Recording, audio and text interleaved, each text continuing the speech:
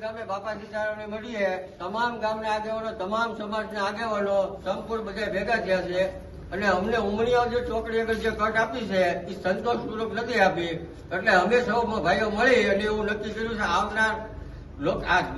સ્થાનિક સૌરાષ્ટ્રની ચૂંટણીમાં અમે સંપૂર્ણ બહિષ્કાર કરશું આવો નિર્ણય કરેલ છે અમે ગામના લોકો કરો